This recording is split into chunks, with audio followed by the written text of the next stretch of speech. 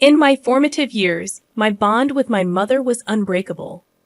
We shared countless moments, from movie nights to weekend baking sessions. However, as I matured, our relationship underwent a seismic shift when my mother remarried. Suddenly, everything seemed to unravel. Her new husband brought his own children into the picture, crowding our already cramped two-bedroom apartment. Space became a luxury, and in an attempt to accommodate everyone, my mother made a heart-wrenching decision. She packed my belongings into trash bags and discarded them. The sight of my cherished memories, reduced to refuse, left me utterly devastated. My eyes fell upon the remnants of my past life. Photo albums, trophies, posters, and mementos that once adorned my walls. It was a painful realization that all I held dear had been callously tossed aside. I felt a profound sense of betrayal. How could my mother erase my existence, my accomplishments, my treasures?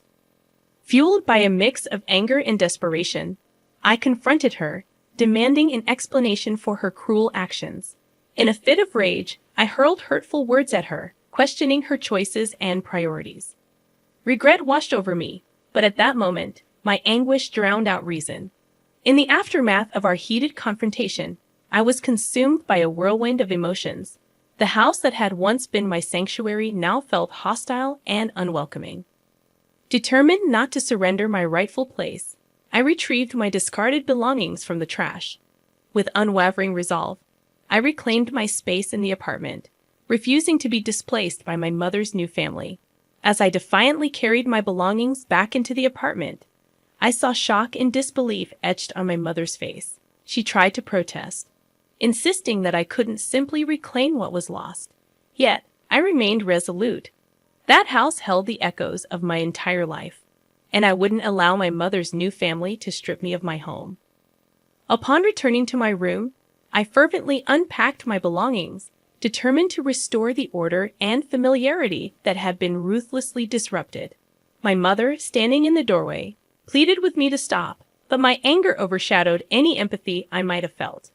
I couldn't allow her to stand in my way.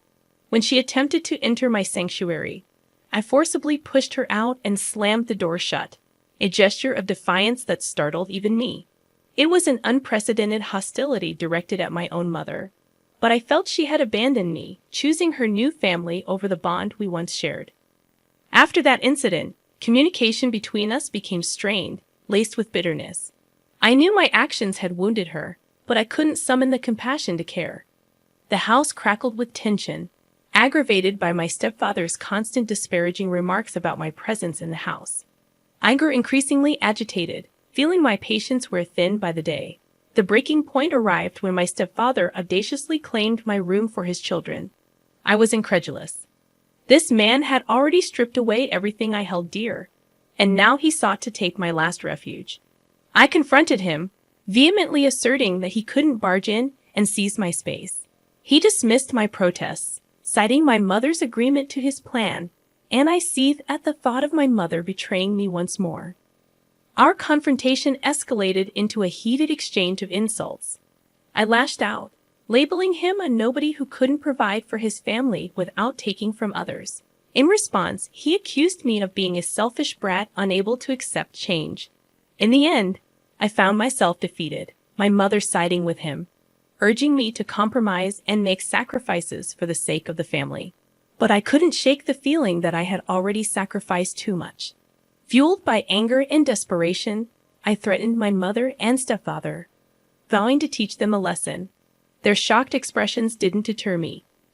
I stormed back to my room, slamming the door behind me, feeling utterly powerless and alone. Amidst my despair, a memory flickered to life. The two-bedroom apartment belonged to my paternal grandmother. She had entrusted it to my parents when they first moved to the city. In moments of desperation, she had always been my pillar of support, filling the gaps my mother couldn't. I picked up my phone, dialing her number. When she answered, I poured out the tale of my mother and stepfather's betrayal, seeking solace and guidance from the one person who had never let me down. I recounted the entire ordeal to my grandmother, explaining how my belongings had been discarded once again and how they were now attempting to take away my room. My grandmother's fury was palpable. Despite being out of the city, she promised to return in 2 days and confront my mother and stepfather, making it clear that they couldn't mistreat me without consequences. Relief flooded over me. For the first time in weeks, I felt supported, knowing I had someone willing to fight for me. As I hung up the phone, I anxiously awaited her arrival, uncertain about what lay ahead but hopeful that change was on the horizon. When the doorbell rang, I hurried to answer it. My grandmother stood there, her expression fierce, eyes ablaze with anger. She had always been my protector, and I knew she wouldn't allow anyone to harm me. I had held my ground for 2 days, refusing to let them take my room. As soon as she entered the apartment, she spotted my mother and stepfather, shock etched on her faces.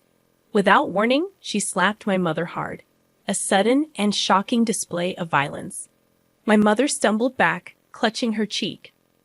When my stepfather tried to speak, my grandmother swiftly struck him on the chest, his face draining of color as he realized the strength of the force he was dealing with.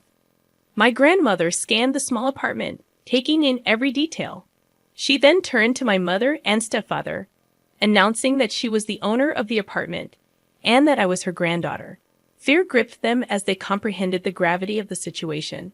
My grandmother lectured them sternly about their mistreatment of me, her words cutting through the tension in the room. A profound sense of relief washed over me. For the first time since my mother's remarriage, I felt someone was truly on my side, fighting for my cause. The air hung heavy with tension as my grandmother's stern voice echoed through the apartment. My mother and stepfather, seething with anger and indignation, were put in their place. But my grandmother wasn't finished. "You two should be ashamed of yourselves," she declared, her voice unwavering, demanding accountability for their actions. My grandmother's scolding cut through the room like a sharp blade. "How dare you treat your own daughter this way? Throw her out of her room. It's a disgrace," she admonished, her voice filled with righteous anger. When my mother attempted to speak, my grandmother silenced her with a raised hand. "No, I don't want to hear it. Pack up your things, then take your stepchildren and get out of my apartment. I don't want to see either of you again until you learn to treat your own blood with respect." Her words hit my mother and stepfather like a wrecking ball. They stared at her, mouths agape, unable to comprehend the gravity of the situation. My mother tried to protest, explaining they had nowhere else to go, but my grandmother was resolute. With a look of fierce determination in her eyes, she stood her ground. "I don't care where you go, but you can't stay here. You can't just throw away your daughter's things and expect everything to be okay. You need to learn how to be a better mother and a better person." My mother and stepfather seemed on the verge of arguing, but my grandmother shifted her gaze to me. With tenderness and concern, she assured me, "You're the only one who's staying here. I won't let them hurt you anymore. You're always welcome in my home." A whirlwind of emotions washed over me, relief, gratitude, and a twinge of guilt. My grandmother had taken a drastic step, kicking my mother and stepfather out of her home. Yet, I couldn't help but feel a sense of happiness at finally having someone in my corner. As my mother and stepfather hastily packed their belongings, their faces contorted with anger and disbelief, my grandmother turned to me and offered a small smile. She enveloped me in a warm embrace and said, "Don't worry, my dear. Everything is going to be okay now." It was a moment of triumph, orchestrated by my fiercely protective grandmother who saw the injustice and took decisive action to make things right. Despite the turmoil, I found solace in her unwavering support, knowing I wasn't alone in this battle. I toiled day in and day out, pouring my sweat and effort into my work, yet my contributions went unnoticed. My family seemed to revel in spending the money I earned, but there was never any appreciation, only a spotlight on my shortcomings.